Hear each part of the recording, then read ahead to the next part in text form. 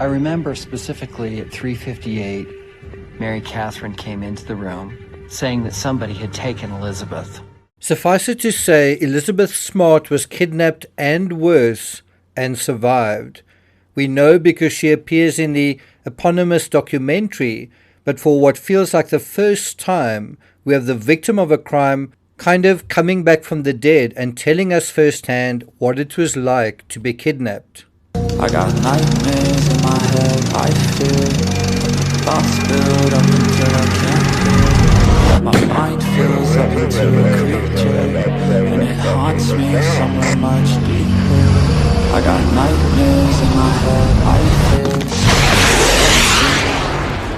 fear. It may be very selfish of me to say this, but I really appreciated the fact that the 38-year-old isn't slobbering and sputtering and sort of overly emotional as she tells her story. Instead, she's very informative, frank, matter-of-fact even, about what was clearly an incredibly traumatic chapter of her life.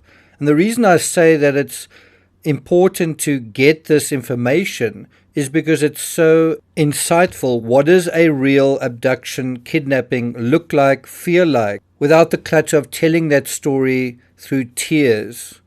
And I appreciate it so much because it's so valuable to get a clear signal from a victim from the inside of a story like this, and smart signal like that of her younger sister, Mary Catherine, also a remarkable person. She was in the bedroom when her sister was kidnapped and actually witnessed the kidnapping. It's all crystal clear. Now, if you are brand new to this case, or even if you aren't, I want to start by simply highlighting a couple of standout moments in the first third of the documentary, which has just dropped on Netflix. If you haven't already watched it, make sure you do ASAP. I'd also be very keen to hear what struck you most of all about Elizabeth's astonishing story. But before we get to that, if you haven't subscribed to the channel, please do. If you're finding this analysis worthwhile, meaningful, interesting, please, and I must say I found it very interesting just researching it, please do hit the thanks button and let's get started. Alright, so let's examine 10 scintillating insights from Elizabeth Smart. Number 1, a homicide detective approached Elizabeth and her kidnapper in a library. What do you think happened next? Just 2 months after Elizabeth was kidnapped in early June 2002, the trio of Smart, who was 14 at the time, her kidnapper, and her kidnapper's partner visited the Salt Lake City Public Library. A police detective showed up and wanted the youngest of the three to identify herself. She was sort of wearing an outfit like a nun. She was wearing an outfit that obscured her face, and incredibly, the officer was convinced when her kidnapper told him that Smart was his daughter and that his faith prevented him from showing her face to anyone but her future husband.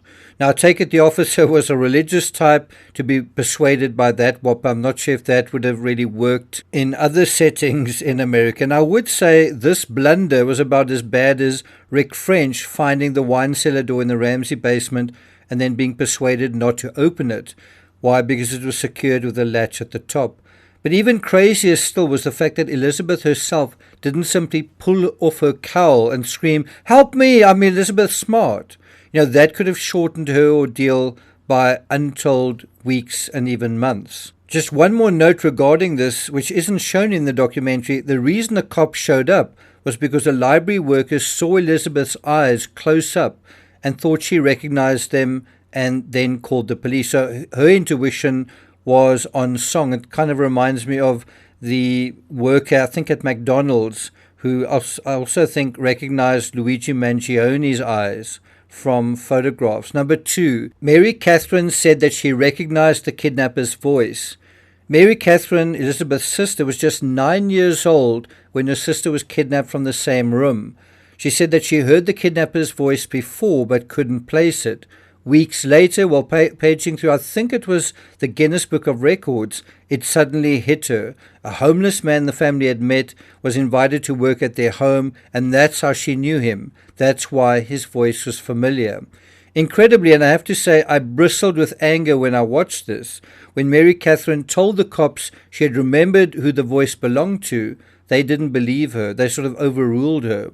And they thought that the passage of time had likely confused her. I mean, oh my God, here's your star witness and you're going to ignore what she says. Just another quick point, the star witness in this case was a 9-year-old child who was at close quarters with her sibling. In other words, the star witness in this kidnapping case is the kidnapped person's sibling. Just as Burke Ramsey was the closest in the home to John Bonet when that incident happened, yet you never seem to hear him in documentaries offering his help or suggestions. And, you know, there's nothing that he has to offer.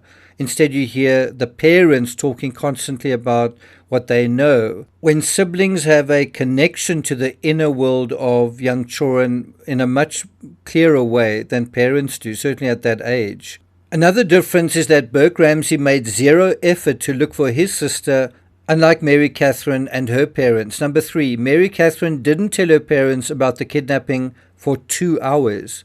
If anything, Mary Catherine seems a lot more emotional and traumatized than her older sister. What is crazy is that Mary Catherine pretended to be asleep during the kidnapping, so although she didn't see the kidnapper, she did hear him. She overheard how her older sister Elizabeth was kidnapped and why she kept silent.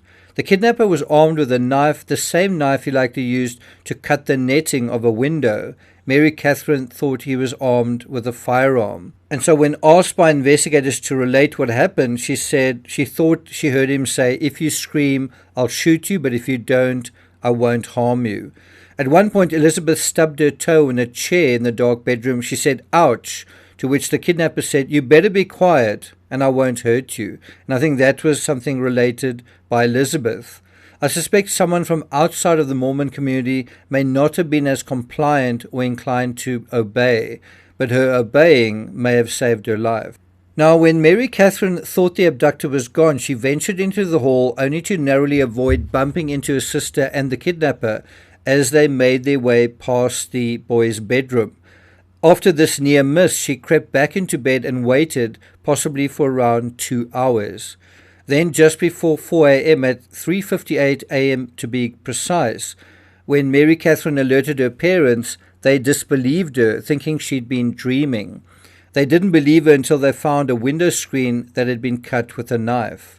This is also somewhat intertextual to Dylan Mortensen in the Idaho 4 case, who was paralyzed with fear for several hours, just like poor Mary Catherine. It happens. Number 4. This is what a bed that a child has been kidnapped from really looks like. Note the bed looks clearly slept in. The pillows are where they should be and no lights are on. Now have a look at 2 beds where there are dubious claims that an abduction took place. First, John Bonet Ramsey. Note, no pillows are where they should be and the bed lamp has been left on. Also, the bed is in serious disarray. Secondly, Madeleine McCann. Now, in this case, that bed doesn't even nearly look slept in. It looks too neat.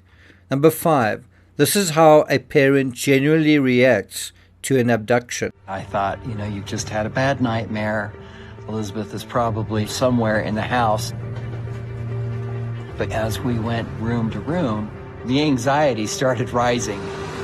That is a rational response, not to accept that something highly unusual had happened at face value, not to accept this sort of extreme situation immediately, but rather to imagine that something less bad and perhaps more typical had happened. The other thing is that they immediately searched the house. They didn't immediately call 911. Instead, they went room to room searching for her. Yet that's not what happened in the Ramsey or Madeleine McCann cases.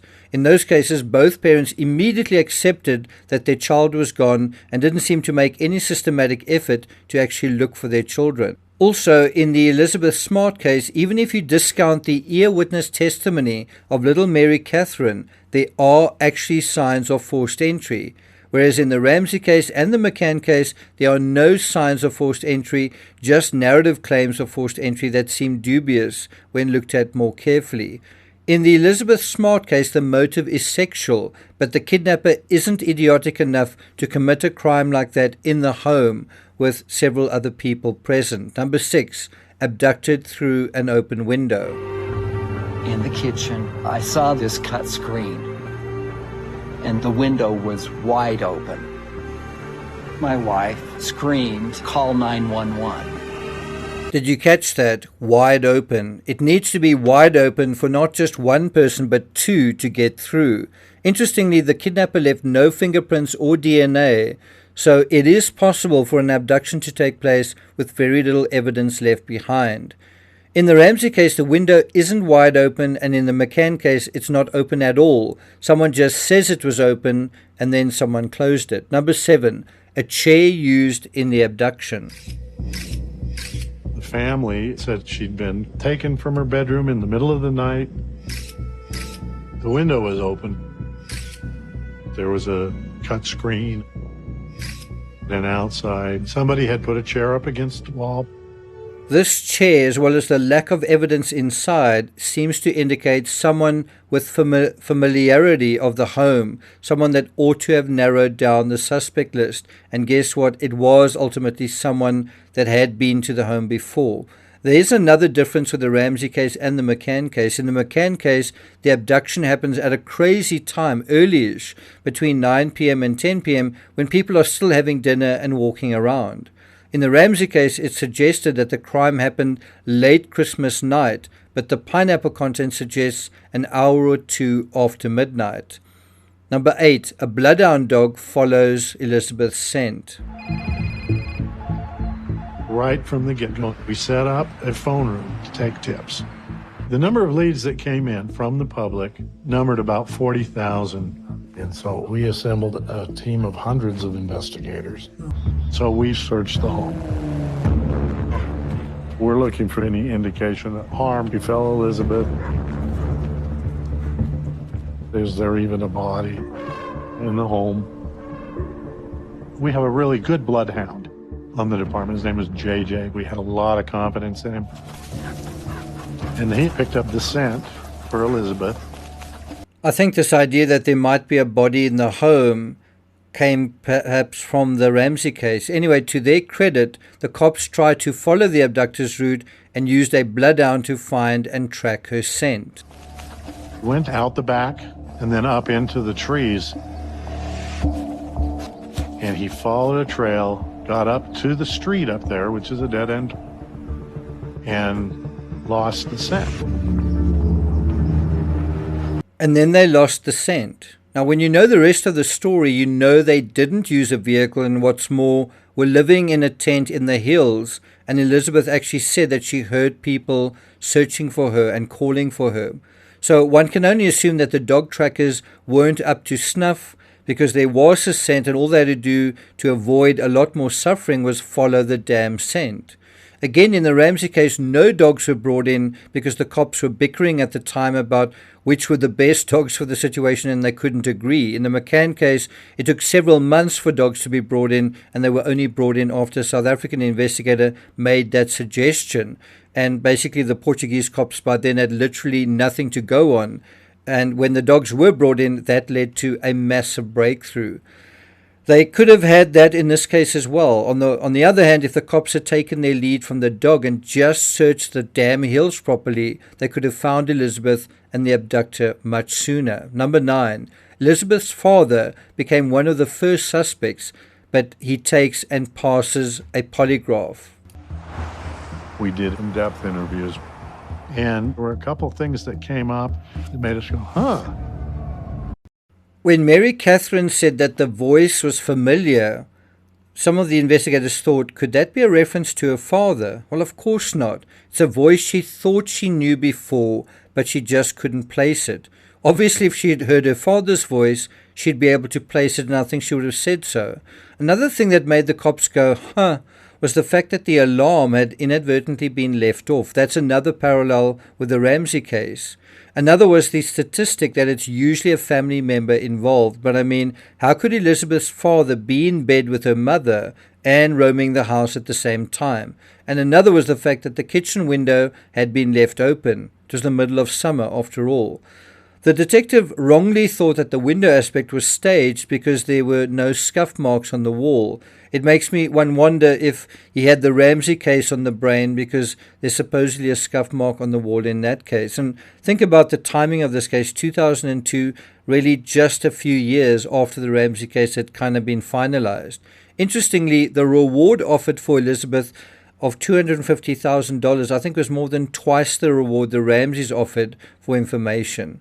One more thing, Elizabeth's father very early on was asked to take a polygraph. Well, he took it and aced it. The Ramseys, by contrast, took years to take a polygraph, I think, and did so under tricksy conditions and only passed it after several attempts. The McCanns said that they would take polygraphs but never did. Number 10, then her uncle became a suspect. To my shame, there was a moment when I was watching this, when one of her uncles was interviewed, where he sounded decidedly dodgy, and he actually failed the polygraph, and yet he didn't turn out to be the kidnapper. And I had to say, when I was watching that, I started to think, could this be him? And so, who was the kidnapper, and how did Elizabeth survive her ordeal? Well, we'll deal with that in the next analysis. And if you'd like there to be a next analysis, please let me know in the comments. Also, let me know what really stood out to you in the documentary. So I'm not going to take it further than that. Thank you for listening, and I'll see you guys next time.